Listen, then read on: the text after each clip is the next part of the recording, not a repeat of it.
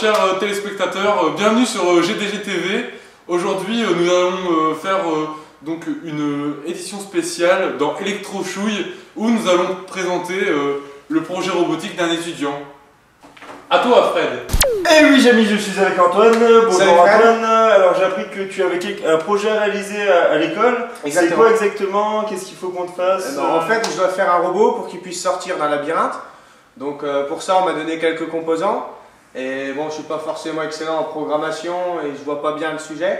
Donc si vous pouvez m'aider un petit peu dans la conception et la réalisation, ça m'intéresse. T'inquiète pas, on est là pour ça. On va réussir avec Jamy, on va te faire un robot qui déchire. Impec, merci bien. Le principe est de sortir du labyrinthe. La composition du robot est la suivante. Nous disposons d'une carte mère sur laquelle sont fixés plusieurs composants.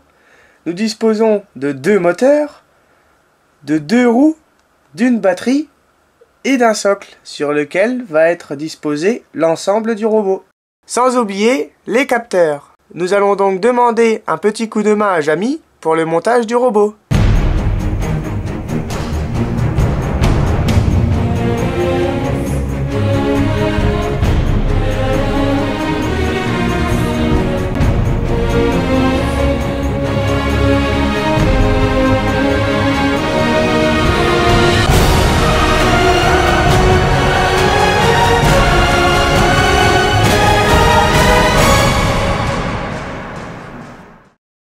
Premièrement, nous avons fixé, comme vous voyez, la batterie à l'envers pour pouvoir y accéder et pouvoir la charger.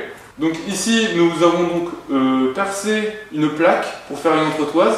Cette entretoise, nous allons pouvoir la fixer à l'aide de Rilsan sur la batterie. Donc on va pouvoir ainsi fixer la carte mère au-dessus de l'entretoise. Nous avons ici fixé les capteurs de droite et de gauche à l'aide de mécanos. Les capteurs de droite et de gauche sont bien parallèles au mur. Nous avons ici placé un interrupteur pour pouvoir alimenter la carte. Merci Jamy pour cet éclairage sur le montage. On obtient un magnifique robot, prêt à rouler, il ne reste plus qu'à le programmer.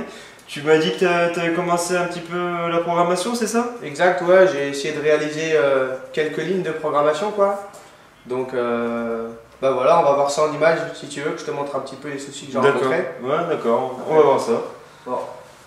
Pour la programmation, nous avons utilisé le logiciel MPLABX, ainsi que le Pickit 3 pour permettre le transfert de données sur la carte mère. Voilà, donc en fait le principe c'est que quand je vois un mur devant et qu'il n'y a rien à gauche, je tourne à gauche. Et quand il y a un mur devant et qu'il y a quelque chose à gauche, à ce moment-là je tourne à droite. D'accord. Ok, donc on peut le voir, hop, il démarre. Et le souci c'est qu'il ne tourne pas forcément à 90 degrés. Parce que j'ai fait en sorte, comme le labyrinthe voilà, est carré, les angles sont carrés, il n'y a pas d'arrondi, donc je l'ai fait tourner à 90 degrés à chaque fois.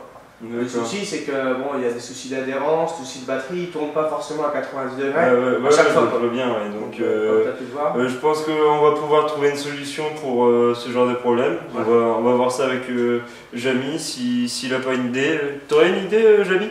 Mais bien sûr, mon cher Fred, j'ai ce qu'il te faut, la régulation. Tu sais ce que c'est la régulation? Bah, c'est tout simplement quand le robot arrive trop près d'un mur, avec les capteurs, il va essayer de redresser. Et c'est comme ça qu'il va suivre la ligne. Donc, dès que le robot se rapproche d'un mur, le capteur capte une distance beaucoup plus petite. C'est à ce moment-là que le robot éteint la roue de droite pour pouvoir réguler. Est-ce que j'ai répondu à ta question, Fred? Merci, Jamy, ça marche bien. Regarde, le robot régule parfaitement. On arrive à ne pas aller sur le mur. Oui, cependant, tu peux voir que ça ne l'empêche pas de se bloquer quelquefois. Malgré qu'il régule, il se bloque quand même. Ah, ouais. T'aurais pas une solution?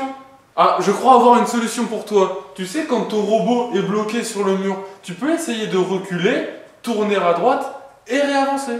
Oui, je suis d'accord avec toi, Jamy. Mais comment tu le vois que le robot est coincé?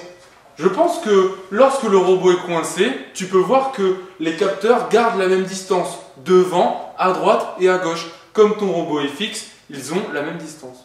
D'accord, donc si je comprends bien, dès que les valeurs sont constantes, c'est-à-dire qu'il est bloqué. On va faire comme ça.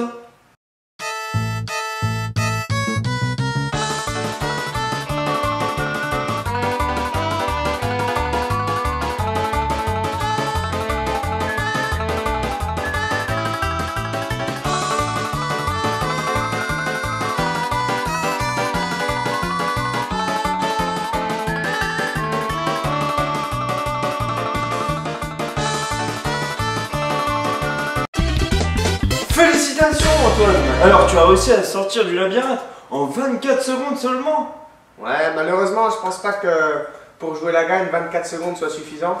Ah bon? Ouais, il faut essayer d'augmenter un peu la puissance sur les roues, à mon avis. Je pense que ce serait une excellente idée. Tu voudrais accélérer le moteur? Exact, les moteurs. Et comment tu comptes t'y prendre?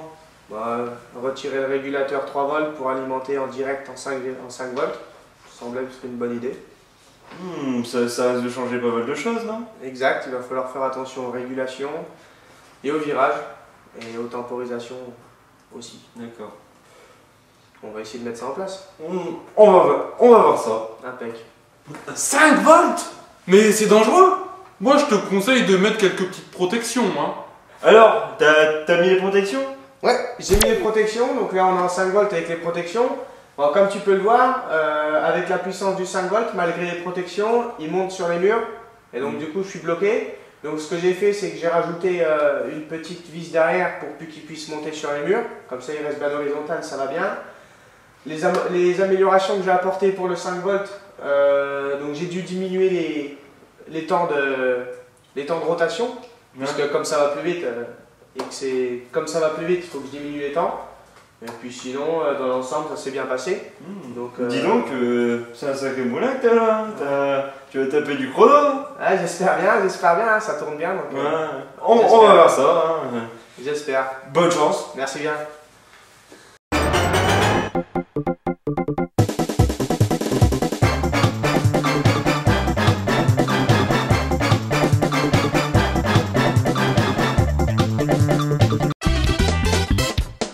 Bon bah je vois que c'est bien, t'es sorti en 12 secondes.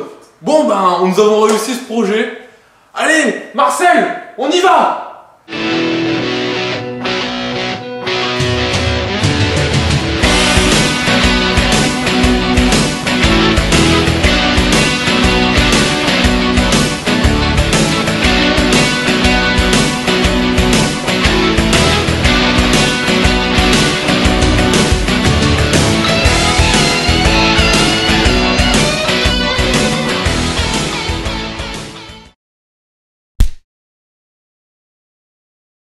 Ah ouais, avec beaucoup de motivation et sans dire check ça. Check ça. Ça filme là ou... Donc on m'a donné quelques composants, mais malheureusement la matière grise n'est pas suffisante.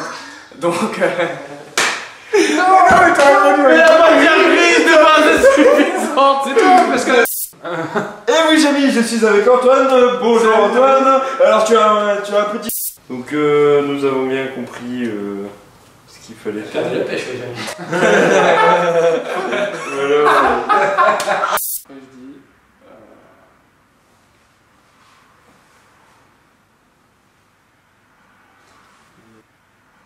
Le son il fait bien ça. Donc dès que tu as un blanc, je peux le couper. Parce que si tu fais un son en continu, je peux pas le couper correctement. Ça va se sentir au niveau du son. Mais si à chaque fois tu fais bien les pauses, moi je peux couper pile poil comme il faut et raccorder.